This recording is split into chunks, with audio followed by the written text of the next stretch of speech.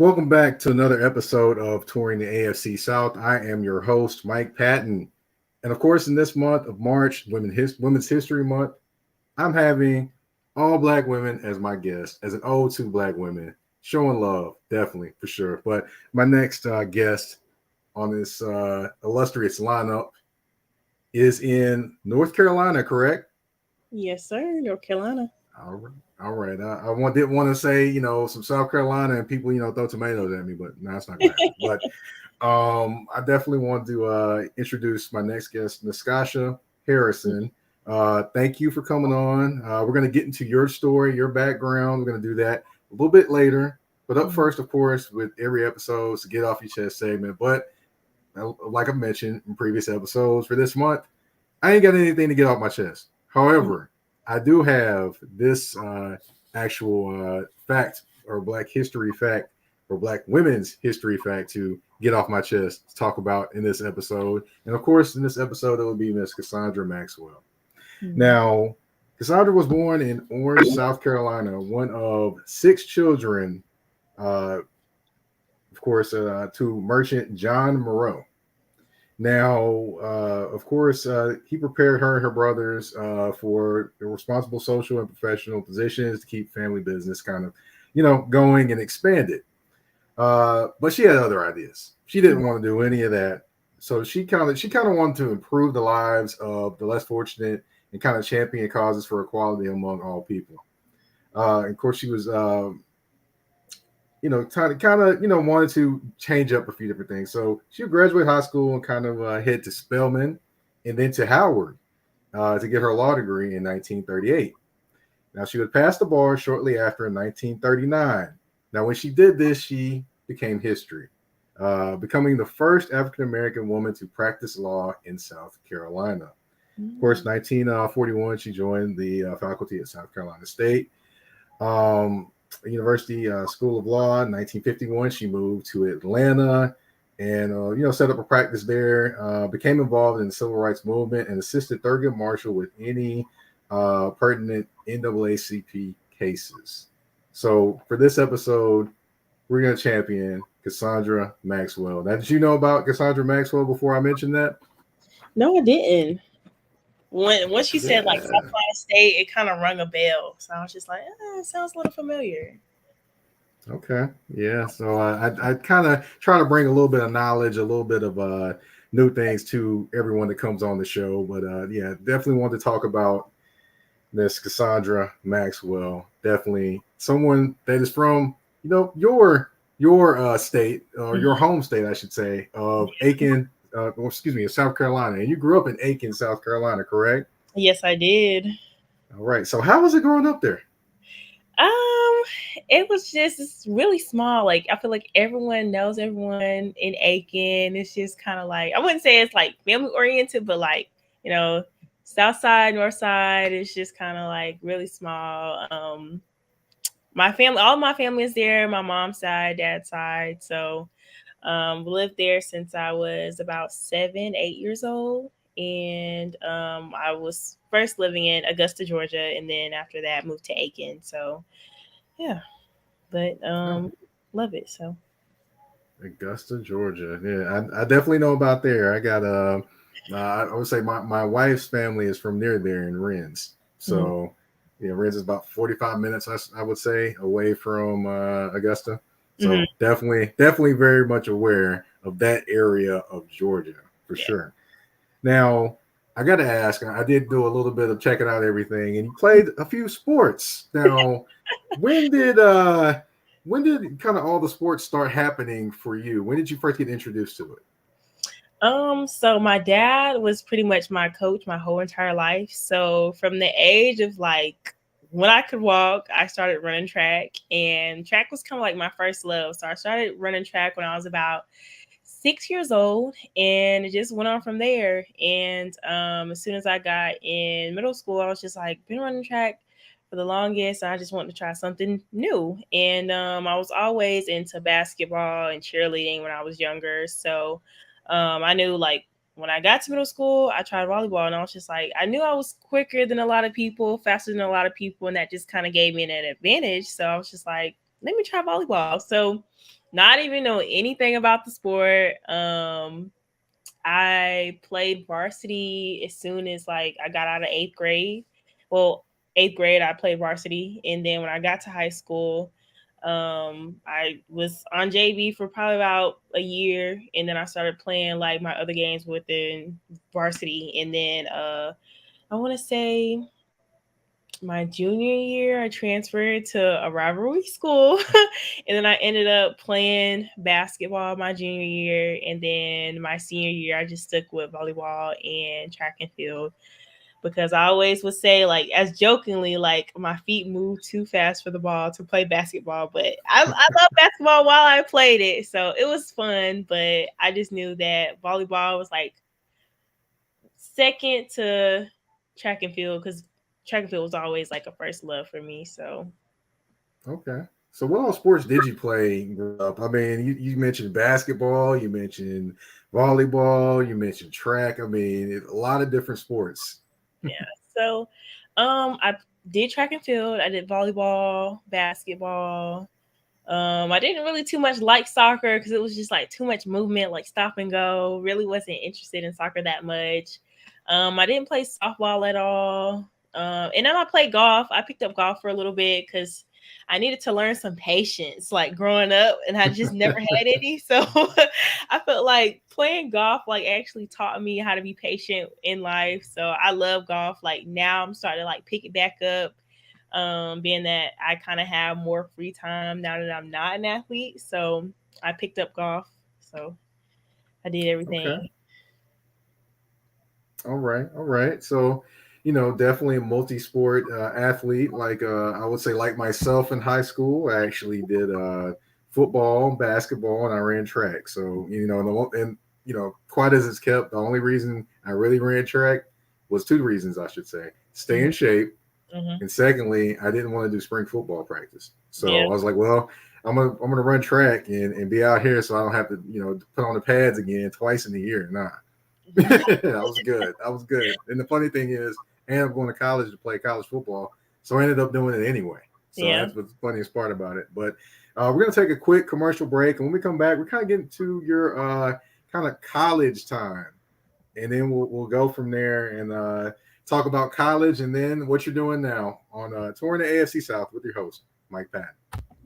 Whether it's local or long distance, Milligan Logistics has you covered. Milligan Logistics was established in 2020 with over a combined 15 years of experience in trucking, hauling, and logistics, along with over 50 years collectively of project management experience. Again, whether it's near or far, Milligan Logistics has you covered with quality service, efficiency while taking pleasure in exceeding clients' expectations. Need goods moved short or long distance? Milligan Logistics has you covered. Just reach out to them at 615-354-2618. That's 615-354-2618.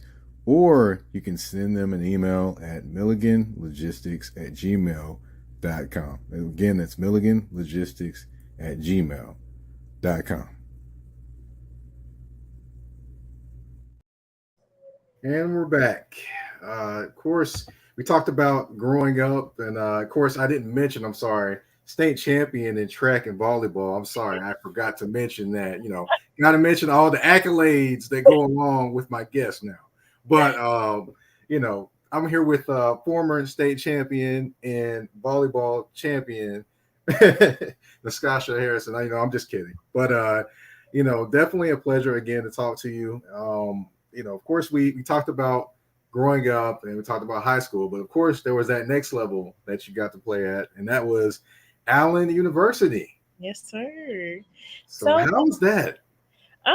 it was okay, I would say, because I always knew like I wanted to go to college and be a collegiate athlete. So prior to me going to Allen, I had offers, I would say, in different places, but when I went into it, Allen University, it just felt like home only because I knew I wanted to go to an HBCU and experience, being around my people. And with getting that volleyball scholarship and then picking up that track and field scholarship, it just turned into a full ride. And I was just like, I can't beat this. Like, I'm getting academics and athletics as well. So I was just like, why not? And then prior to my first year, I was injured. So I didn't run track and I didn't play volleyball my first year, but the remaining years I played. And I would say like my track and field experience was like the best by far. I feel like I had the best coaches.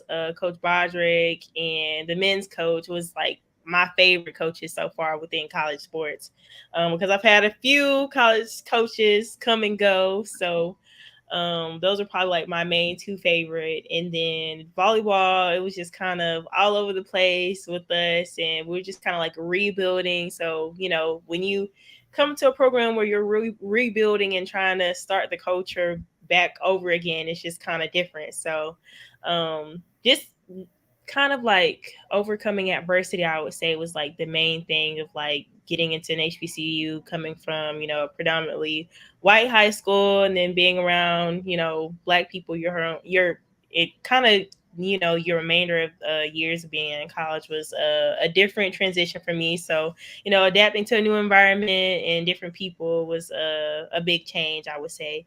But I loved like all my 4 years being at Allen and being a collegiate athlete. It gave me definitely more opportunities than I ever thought it would.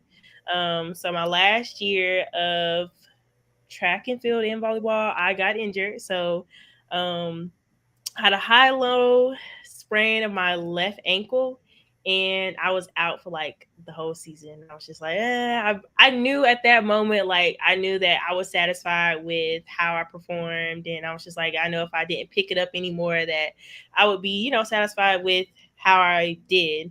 And I think my junior year, I actually went to an invitational at USC. I placed in nationals there, and then after that, like it was just, you know, history. So but I definitely enjoyed being there because I got to go to different NCAA forums and network and connect with other student athletes that are trying to, you know, excel in the professional world of, you know, sports. So it definitely gave me a lot of networking opportunities after I sat down, you know, being a collegiate athlete and trying to get into the world of actually, you know, career wise. So Definitely, it's an interesting transition once you're trying to get out of it and go to actually being a former athlete. Now, I've got to ask because I know I dealt with this when I was finishing up playing and going into just being a former athlete, doing something different. How was that first kind of moment or first couple of weeks of that transition out of being an athlete to being a former athlete? Was it kind of strange or weird or an interesting feeling for you? I say it was kind of weird only because like I'm not getting up and I'm not going to practice for myself. Like I'm actually I have athletes that are coming to me like, hey, like I need this, this, and this. I'm just like, okay. It was just a little different like transition because I'm not going to practice. I'm not getting up at like 5 a.m. going to practice, and I'm not going to study hall and stuff like that. So it was just kind of like I feel like body wise it was definitely like a different transition as well, because I was just like, I want to keep, you know, my appearance to how I'm already set. So just trying to like keep my same workouts how I usually would work out like when I was an athlete. So I would definitely say like it was definitely a big change for me. Now, of course, I want to go back to Allen. Now, going to Allen, like you mentioned, you Mm-hmm. went from a predominantly white high school to a HBCU. Now, I don't have that quite that same experience. Mm-hmm. I did go to a private school growing up. Got into UT Martin. That's where I played college football. Mm-hmm. On campus, I would say it was majority black to me. I mean, Yeah. looking around, it was a lot of us. Mm-hmm. So that was a different change for me. How did that kind of, change affect you? Was it more of a positive change for you to be around more of us as Mm-hmm. black people, or was it just something to kind of get used to, where you kind of a little chided about where you went to high school going into college? I feel like it was a positive change. And then it was kind of like, you know, when you get around our people, we're a little bit more judgmental. So, like, I guess when you get around other people who may not look like you, talk like you, walk like you, they're kind of in that aspect of like, oh, then you might talk wide, or you might have like a different persona about you or something like that, and people aren't always welcoming. So I felt like transitioning from that environment to a different one, it kind of like made me look at things a lot differently, only because like I was around white people my whole entire life versus going to HBCU where I'm around my people. So it's kind of like a transition, and I didn't change who I was, but I just had to change the people that I was around, if that makes sense. Makes sense. It makes sense. Definitely. It was definitely interesting. My first year there, I would say in my experience, but yeah, definitely. Yeah, definitely some jokes for sure. But hey, as things went along, everything was all good, and that's my folks, and I still love them to death. Oh yeah, All my teammates, even the ones that they got on my case. Hey, it's still all love now. We grown now. yeah. But we're gonna take another break. When we come back, we're gonna talk about what you're doing now Okay. at Wingate University on Yes. tour in the AFC South with your host, Mike Patton. Did you see my picture on the artwork for the show? Well, it was taken by Joshua Silver's photography. Let me tell you, he handled the whole shoot with class and professionalism, and he can do the same for you. Whether it's a model shoot, couples photos, headshots, eternity shoot, senior photos, or more, he has you covered. Just give him a call at 423 557 6746. Again, that's 423 557 6746. Or you can check him out on Instagram at Joshua Silvers Photography to book your shoot. Again, Joshua Silvers Photography, where class and professionalism meets great photos.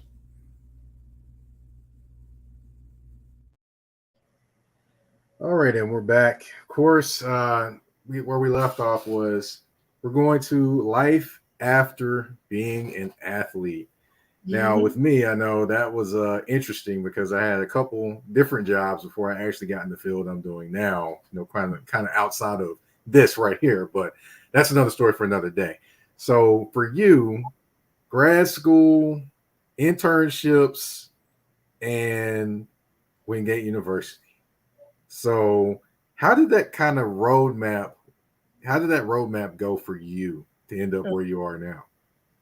Okay, so prior to me having an injury my senior year, that was probably in, I want to say, October, and then leading up to that next year of 2022, I had an opportunity to go to the NCAA Student Leadership Forum, where it was like different teams, different color teams, and everyone had at least two team facilitators. And my team facilitator was Julius, and our athletic director here at Wingate, Kelly.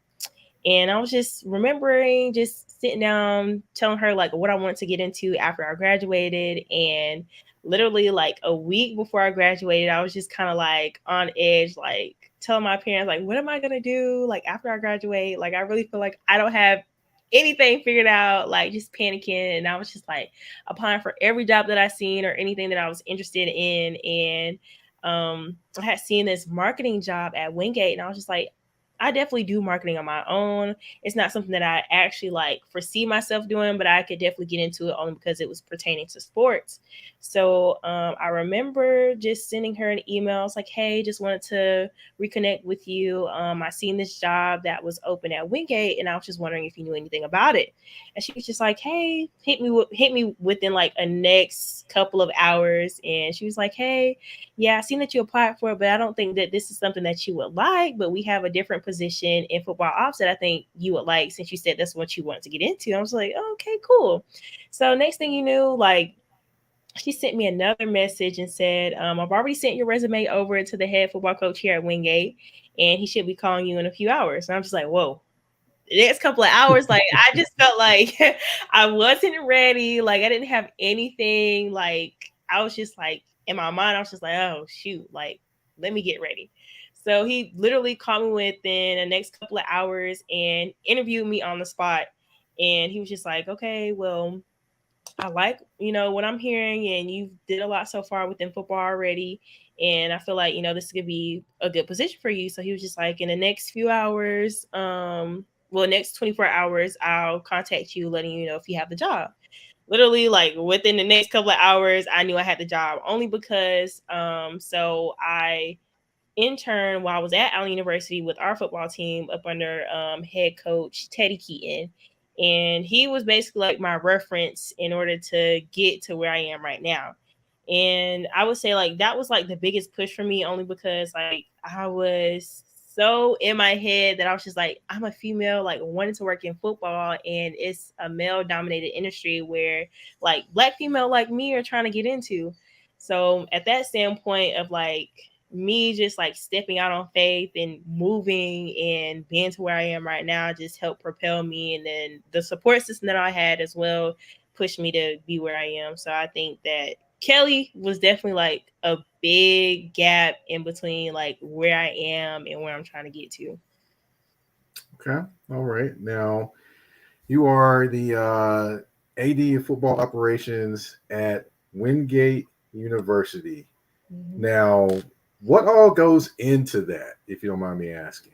Oh man, it's so a lot. Like I just feel like I get pulled in different directions with like anything. So I would say like for the most part, I do a lot of administrational stuff. So anything that comes up with the athletes, like administrational wise, within academics, classes, they kind of come to me and ask if they have any of those type of questions. And then within like team operational stuff, so when we have away or home games, I'll do like anything from meals to travel accommodations to budgeting, finances. I'll cover camps during the summer, and sometimes like if we have camps during the season, like weekends, if it's like like off time, stuff like that.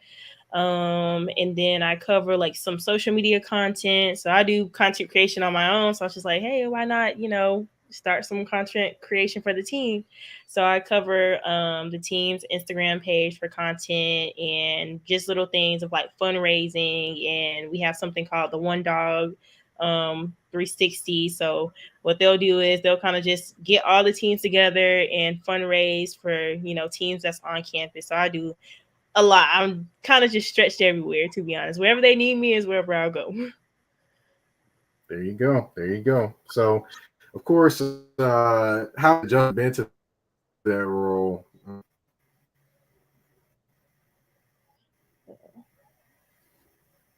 So could you repeat that? Said how was the adjustment been to that role? By the way. I would say at first it was a little like shaky getting into it, but once like I got the hang of everything of like, it's a really fast paced industry. So once you get in it, learn the ropes and have somebody teach it to you, then you kind of they just give you stuff and you just go with it. So I kind of like that anyways. Like just give me something to do. You don't have to tell me how to do it. Just let me figure it out first, and then like let me get my groove of it, and then I can kind of get the hang of things so I can get it going myself. But pretty much I think it's been going good so far because I'm going into my second season now. So budgeting has been something that has been a little tricky, only because like you're handling so much money and you start to see a lot of numbers. So and I think that a lot of people don't know like what all goes into a program until you actually sit down and see like what's actually calculated. So Yeah, people do not see the money to go behind this. I know I surely did not when I played, but hey, that's why they pay you the big bucks to kind of figure all the things out. But but of course, before we kind of go to the game at the end of the show, I do have to ask you. Mhm. We need more women in sports. I've seen the advertisement. I've seen it on Instagram. I got to ask you, what sparked you to start? We need more women in sports. For those, oh, I'm sorry. For those that aren't aware, we need more women in sports is a movement Mhm. that you have started. Miss Nescotia Harrison has started, and I definitely see the shirts and all those different things and the advertisements everywhere. So I had to give people the background. Mhm. So how did that get sparked or started by you? So I was just like on LinkedIn one day. I had already had like the thought in my head, and I was just kind of like sitting on it for a while. And then I was on LinkedIn one day, and I was talking to one of the NFL coaches that's, woman, black woman. And I was just connecting with her on LinkedIn, and I just remember saying to her, I was just like, it's so amazing just seeing what you do within the NFL, because it's not like a lot of female NFL, black female coaches in the industry as of now, and it's only like 5 or 6. So I was just saying, like, we need more women that would like to, be coaches, that think that they can. And I just remember saying to her that, we just need more female in sports in general, like in all aspects. And she said it back, and I was just like, this might be God telling me that I just need to go ahead with my plan, what I was always saying that I wanted to do. So within the movement, I just want to make women feel confident in themselves, to that they have a seat at the table, not only just for, black women like me, but for all women. I know that, we want black women to, be in the forefront, and that, they see themselves to have a seat. But I really feel like it's about all women as well. So that's just something that I just never seen growing up, a representation of myself as a black female sitting in a large seat just as well as anyone else. So that was really about, why I started the movement myself.